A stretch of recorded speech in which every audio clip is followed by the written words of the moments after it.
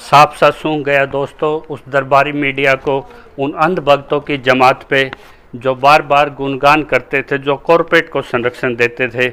पिछले दिनों देखा होगा अडानी पोर्ट पे, यानी कि पोर्टों के विषय में बात करें तो किंग ऑफ पोर्ट की उपाधि जब दी गई, यानी कि भारत के तीनों तरफ जो जल के एक महासागर से गिरा हुआ हमारा जो देश है, जब सारे पोर्ट प्राइवेटाइजेशन हाथों में गए तो एक बड़ा सवाल था कि नेशनल सिक्योरिटी के साथ ये देश के लिए एक बड़ा खतरा तो मोल नहीं ले रहे हैं। और उसके परिणाम आपके सामने हैं। जिस तरह से 1,75,000 करोड़ की, यानी कि 25,000 किलो की एक बड़ी हेरोइन खेप वहाँ अडानी के पोर्ट पे बरामद होती है। मात्र 2 दंपतियों को गिरफ्तार किया जाता है और जिसको स्टेट नारकोटिक ब्यूरो हैंडल करती है, यानी कि जो नेशनल नारकोटिक कंट्रोल ब्यूरो था, आईबी था, आपकी डीआरई एजेंसी इसमें डाली गई, यानी कि ईडी थी।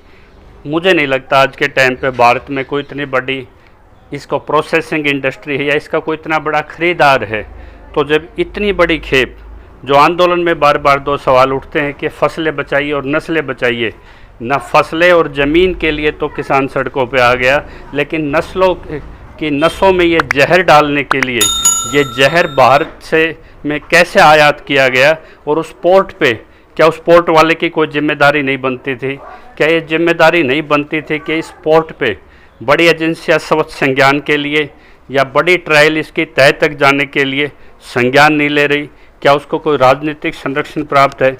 कांग्रेस ने जरूर इसमें एक पीसी करके आवाज़ उठाई है और उन्होंने सवाल उठाया कि सिटिंग जज से इसकी जांच। आपने कभी सोचा है, कल्पना कीजिए कि यही ड्रग्स के पैसे अगर आतंकवादियों के पास जाते होंगे, इन्हीं पैसों से आतंकवादी अगर शस्त्र खरीदते होंगे और उन्हीं शस्त्र से कोई आतंकवादी मेरे देश के जवान के सीने में गोलियां दाग देता होगा, मेरे देश का जवान शहीद हो जाता होगा, तो क्या कभी सोचा है आपने?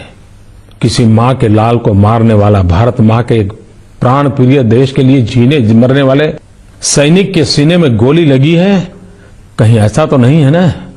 उस गोली में कहीं न कहीं तुम्हारी नशे की आदत का पैसा भी है। दुनिया एक बार का, सोचिए, देश का नहीं, दुनिया का सबसे बड़ा हेरोइन ड्रग्स घोटाला सामने आया है। 1,75,000 करोड़ रुपया, चौंकिए मत, 1,75,000 करोड़ रुपए के 25,000 किलो हेरोइन ड्रग्स कहां गए? 25,000 kilo. I am again repeating with a sense of responsibility. दोस्तों, हम सब ने देखा कि हाल में ही अडानी मुद्रा पोर्ट पर 3,000 किलो हीरोइन ड्रग्स, जिसकी कीमत 21,000 करोड़ रुपया आंकी गई, वो पकड़े जाने, वो पकड़े गए। पर जो पकड़े नहीं गए वो क्या है?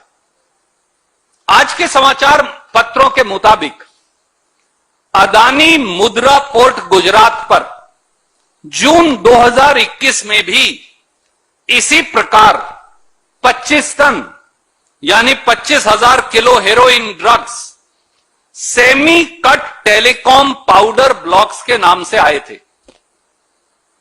वो भी आंध्र प्रदेश की उसी कंपनी के नाम से आए जिसने 3,000 किलो हेरोइन ड्रग्स भी अडानी मुद्रा पोर्ट से सेमी कट टेलीकॉम पाउडर के नाम से मंगाए थे। कंपनी भी वही है।